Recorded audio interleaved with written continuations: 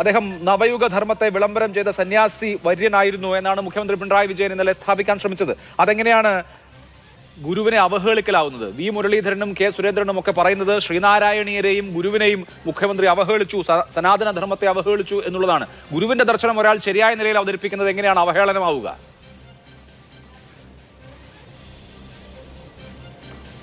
ഒന്ന്, നമ്മൾ ഈ സനാതനധർമ്മം എന്താണെന്ന് മുഖ്യമന്ത്രി ഒന്ന് പഠിക്കേണ്ടിയിരിക്കുന്നു. അപ്പോൾ സനാതനധർമ്മം പഠിക്കാതെ പറഞ്ഞതിൻ്റെ പശ്ചാത്തലത്തിൽ ഒരു പക്ഷേ ഇത് മനഃപൂർവ്വമായിരിക്കാം. കമ്മ്യൂണിസ്റ്റ് ആശയം ഭാരതത്തിൽ പ്രചരിപ്പിക്കപ്പെടണമെങ്കിൽ ഭാരതത്തിൻ്റെ സനാതനധർമ്മം തന്നെ ഇല്ലാതാവണം എന്ന് ചിന്തിക്കുന്നവരാണ് കമ്മ്യൂണിസ്റ്റുകാർ. ഇപ്പോൾ ലോകത്തിലെ കമ്മ്യൂണിസ്റ്റ് പാർട്ടിയുടെ അവസ്ഥ എന്താണെന്ന് നമുക്ക് എല്ലാവർക്കും അറിയാം. കേരളത്തിലെ അവസ്ഥ എന്തിലേക്ക് പോകുന്നു, ഭാരതത്തിലെ അവസ്ഥ എന്തിലേക്ക് പോകുന്നു എന്നറിയാം. അപ്പോൾ സനാതനധർമ്മം എന്ന് പറയുന്നത് വേദങ്ങളുടെയും ഉപനിഷത്തുകളുടെയും കാലഘട്ടമാണ്. ലോകത്തിൽ ഏറ്റവും മാതൃകയായി നിൽക്കുന്നത് സനാതനധർമ്മമാണ്. അത് ഭാരതം സംഭാവന ചെയ്ത, ഭാരതത്തിന്റെ ആധ്യാത്മികത സംഭാവന ചെയ്താണത്. അല്ല, മുഖ്യമന്ത്രി അക്കാര്യത്തിൽ വിമർശിക്കുന്നത് തൊഴിലിന്റെ അടിസ്ഥാനത്തിൽ മനുഷ്യരെ വിഭജിക്കുന്നത് വർണ്ണാശ്രമ ധർമ്മം അഥവാ ചാതുർവർണ്ണ്യം ഈ സനാതന ധർമ്മത്തിന്റെ ഭാഗമായിരുന്നു. അപ്പോൾ അതിൽ മനുഷ്യരെ പല കള്ളിയിൽ തിരിച്ച് മനുഷ്യരോട് വിവേചനം പുലർത്താറുണ്ടായിരുന്നു. അതിനെതിരെ പോരാടിയ, അല്ലെങ്കിൽ അതിനെതിരെ വലിയ തോതിൽ ആത്മീയമായും സാമൂഹ്യമായും ഒരു പോരാട്ടം നയിച്ച നവോത്ഥാന നായകനാണ് ശ്രീനാരായണ ഗുരു. അപ്പോൾ ഗുരു എന്തിനെയാണോ എതിർത്തത് അതിന്റെ വക്താവായി ഗുരുവിനെ ചിത്രീകരിക്കുക എന്ന് പറയുമ്പോൾ അത് സ്വാഭാവികമായും ഗുരുനിന്ദയായി മാറും എന്നുള്ളത് നമുക്ക് സാമാന്യമായി എല്ലാവർക്കും യുക്തിസഹമായി മനസ്സിലാക്കാൻ കഴിയുന്ന ഒരു കാര്യമാണല്ലോ. ഗുരുദേവൻ ചാതുർവർണ്ണ്യ വ്യവസ്ഥയാണ് എതിർത്തത്, ജാതിയെയും മതത്തെയുമാണ് എതിർത്തത്. സനാതനധർമ്മം എന്താ നമ്മെ പഠിപ്പിക്കുന്നത്? സനാതനധർമ്മം ഞാൻ ആദ്യം സൂചിപ്പിച്ചതുപോലെ വേദങ്ങളും ഉപനിഷത്തുകളാണ്.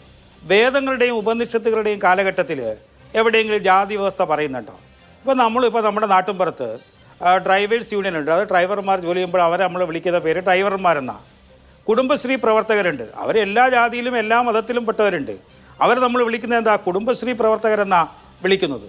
അപ്പോൾ ആ കാലഘട്ടത്തിൽ അപ്പോൾ തൊഴിൽ ചെയ്യുന്നവർ, സൈനിക സേവനം ചെയ്യുന്നവർ, അതുപോലെ ഓരോ സേവനം ചെയ്യുന്നവർക്ക് ഓരോ പേരുകളെന്ന് കൊടുത്തിട്ടുണ്ടാവാം. പക്ഷേ സനാതനധർമ്മത്തിൽ പിൽക്കാലത്തുണ്ടായ പൗരോഹിത്യം സനാതനധർമ്മത്തിൻ്റെ ഒരു മൂല്യച്യുതിയിലേക്ക് മാറി. എന്താണോ സനാതനധർമ്മം ലക്ഷ്യമിട്ടത്, ഒരു സത്യാന്വേഷണമാണത്. ആത്യന്തികമായി മനുഷ്യനെ മനസ്സിലാക്കുക എന്നുള്ളതാണ്. അതിൽ നിന്ന് വ്യതിചലിച്ച് ചാതുർവർണ്ണ്യ വ്യവസ്ഥയിലേക്ക് വന്നപ്പോഴാണ് ആ ചാതുർവർണ്ണ്യ വ്യവസ്ഥയ്ക്കെതിരായി സനാതനധർമ്മത്തെ ശുദ്ധീകരിച്ചുകൊണ്ട്, സനാതനധർമ്മത്തിലെ എല്ലാ മാലിന്യങ്ങളെയും നീക്കം ചെയ്തുകൊണ്ട് എല്ലാവർക്കും ഉൾക്കൊള്ളുവാൻ കഴിയുന്ന, എല്ലാവർക്കും പ്രാപ്തമാകുന്ന രീതിയിലേക്ക് സനാതനധർമ്മത്തെ കൊണ്ടുവന്നു എന്നുള്ളതാണ്. സ്വാതന്ത്ര്യമില്ലായിരുന്നു. അരിവിപ്പുറത്ത് ശിവലിംഗ പ്രതിഷ്ഠാനം നടത്തിയിട്ടുള്ള എന്താ കുറിച്ചിട്ട വരികൾ, തീരുമാനങ്ങൾ, നവോത്ഥാന പ്രസ്ഥാനങ്ങളുടെ ശ്രമഫലമായി സമരങ്ങളുടെ ഭാഗമായിട്ടുണ്ടായ മുന്നേറ്റങ്ങൾ, ഇതൊക്കെയല്ലേ ഈ പറഞ്ഞ എല്ലാവർക്കും പ്രാപ്യമാക്കിയത്. ക്ഷേത്രപ്രവേശന വിളംബരം ഉണ്ടാവുന്നത് എങ്ങനെയാണ്? അത് ഒരു നൂറ്റാണ്ട് പോലും ആയിട്ടില്ല ക്ഷേത്രപ്രവേശന വിളംബരത്തിന്. കൃത്യം ഒരു നൂറ്റാണ്ട് മുമ്പാണ് 1924 വൈക്കം സത്യാഗ്രഹം നടക്കുന്നത്. വൈക്കം സത്യാഗ്രഹം നടക്കുമ്പോൾ വൈക്കം ക്ഷേത്രത്തിന് മുമ്പിലുള്ള വഴികളിലൂടെ, പാമ്പുകൾക്കും പഴുതാരകൾക്കും പോലും കടന്നു പോകാവുന്ന വഴികളിലൂടെ എല്ലാ മനുഷ്യർക്കും കടന്നു പോകാൻ കഴിയില്ല എന്നുള്ളതായിരുന്നു പ്രശ്നം. അപ്പോൾ ആ പ്രശ്നം പരിഹരിക്കാൻ ഒരു നൂറ്റാണ്ട് മുമ്പ് വൈക്കം സത്യാഗ്രഹം നടക്കുമ്പോൾ ഒരു ഭാഗം പുരോഗമനത്തിന് വേണ്ടി നിന്നപ്പോൾ മറുഭാഗം അതിനെതിരായി നിന്നു. ആ വിഭാഗത്തെ അന്ന് പഴയ പത്രത്താളുകളോ ആ കാലത്തെ മാഗസിനുകളോ ഒക്കെ മറിച്ചു നോക്കി അറിയാം, സനാതനികൾ എന്നാണ് വിശേഷിപ്പിച്ചിരുന്നത്. അപ്പോൾ വൈക്കം ക്ഷേത്രത്തിന് മുമ്പിലുള്ള വഴികളിലൂടെ എല്ലാവരും നടക്കണം എന്ന വാദത്തെ, അല്ലെങ്കിൽ എല്ലാവരും ആ ക്ഷേത്രത്തിൽ പ്രവേശിക്കണമെന്ന വാദത്തെ എതിർത്ത ആളുകൾ സനാതനികളായിരുന്നു. മഹാത്മാഗാന്ധി വന്ന് ചർച്ച നടത്തി. ഇന്ത്യൻ തുരുത്തിമനയിൽ ഗാന്ധിജി വന്നതൊക്കെ നമ്മുടെ ചരിത്രത്തിന്റെ ഭാഗമാണല്ലോ, പറ്റില്ല എന്നുള്ളതായിരുന്നു വാദം. കർമ്മം കൊണ്ടുള്ള കുഴപ്പമാണെങ്കിൽ അത് നമുക്ക് അത് ഏതെങ്കിലും തരത്തിൽ പൊറുക്കാം. ഒരു കള്ളത്തരം ചെയ്യുന്നത് അയാളുടെ കർമ്മമാണ്. പക്ഷേ ഈ ജാതി എന്ന് പറയുന്നത് ജന്മം കൊണ്ടുള്ള പാപമാണ്, അതിൽ ഒരു തരത്തിലുള്ള വിട്ടുവീഴ്ചയും വരുത്താൻ പാടില്ല എന്നുള്ളതായിരുന്നു അക്കാലത്തെ സനാതനികളുടെ നിലപാട്. ആ കാലഘട്ടത്തിൽ ലോക സർവമത സമ്മേളനം നടത്തിയിട്ടുള്ള ആളാണ് നാരായണ ഗുരു. ആ നാരായണ ഗുരു എങ്ങനെയാണ് സനാതനത്തിന്റെ ഭാഗമായി മാറുക? ഇത് ചരിത്രത്തിന്റെ ഒരു ശീർഷാസന കാഴ്ചയാണ്.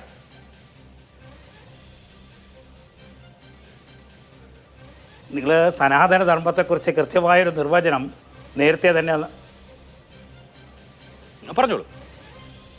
സനാതനധർമ്മത്തെക്കുറിച്ച് ഒരു കൃത്യമായ നിർവചനം മനസ്സിലാക്കിയിട്ടുണ്ടെങ്കിൽ ഇതിങ്ങനെ പറയില്ല. അതാണ് ഞാൻ അത് സൂചിപ്പിച്ചത്. സനാതനധർമ്മത്തിൻ്റെ ശുദ്ധികലശം നടത്തി അതിനെ എല്ലാവർക്കും പ്രാപ്തമാക്കുന്ന രീതിയിലേക്ക് സനാതനധർമ്മത്തെ കൊണ്ടുവന്നു. ഇവിടെ സനാതന ധർമ്മത്തെ എന്തിനാ പിണറായി എതിർക്കുന്നത്? എന്തിനാ കേരളത്തിൻ്റെ മുഖ്യമന്ത്രി എതിർക്കുന്നത്? അപ്പോൾ ഇന്നും കമ്മ്യൂണിസ്റ്റ് ആശയങ്ങൾ ഇല്ലാതാകുമ്പോൾ ലോകത്തിന് ഇന്നും വഴികാട്ടിയായി നിൽക്കുന്നത് ഈ ശുദ്ധീകരിക്കപ്പെട്ട സനാതന ധർമ്മങ്ങൾ തന്നെയാണ്. അതുകൊണ്ട് അതിനെ ഇല്ലാതാക്കണമെന്നുള്ള മുഖ്യമന്ത്രിയുടെ ആസൂത്രിതമായ നീക്കം. ഗുരുദേവനെ കുരിശിലേറ്റിയവരാണിവർ. ഇന്ന് ആ കുരിശിലേറ്റിയവർ ഇന്ന് ഗുരുവിൻ്റെ ആരാധകരായി എന്തുകൊണ്ട് മാറുന്നു? അവിടെ നമ്മൾ ചിന്തിക്കേണ്ടിയിരിക്കുന്നു. കേരളത്തിൻ്റെ ആദ്യത്തെ മുഖ്യമന്ത്രി EMS ശിവഗിരി തീർത്ഥാടന സമ്മേളനത്തിന് ക്ഷണിച്ചപ്പോൾ ക്ഷണം നിരസിച്ചയാളാണ്. ഇന്നവർ ശിവഗിരിയിൽ ഒരു ക്ഷണം കിട്ടാൻ വേണ്ടി കാത്തിരിക്കുന്ന അവസ്ഥയിലേക്ക് മാറിയിരിക്കുന്നു. അപ്പോൾ ഇത് കൃത്യമായ ഒരു അജണ്ടയുടെ ഭാഗമായി. ഞാൻ ചോദിക്കട്ടെ, ഹിന്ദു ധർമ്മത്തെക്കുറിച്ച്, സനാതന ധർമ്മത്തെക്കുറിച്ച് ഇങ്ങനെ പറയുന്നവർ മറ്റുള്ള മതങ്ങളുടെ വേദിയിൽ നിന്ന് ഇത്തരം പുരോഗമന ആശയങ്ങൾ പറയാൻ തയ്യാറാകുമോ എന്നുള്ള ചോദ്യം നമ്മുടെ മുന്നിൽ അവിടെ ധാരാളം ചോദ്യങ്ങളുണ്ട്. സനാതന ധർമ്മം എന്നുള്ളത് ഹിന്ദു മതത്തെ ആകെ സൂചിപ്പിക്കുന്നതാണോ തുടങ്ങിയ തർക്കങ്ങൾ, ചർച്ചകൾ കഴിഞ്ഞ വർഷം തമിഴ്നാട്ടിൽ അവിടുത്തെ ഉപമുഖ്യമന്ത്രി പരാമർശം നടത്തിയപ്പോൾ മുതൽ നമ്മുടെ സമൂഹത്തിൽ സജീവമായിട്ടുണ്ട്. നമുക്ക്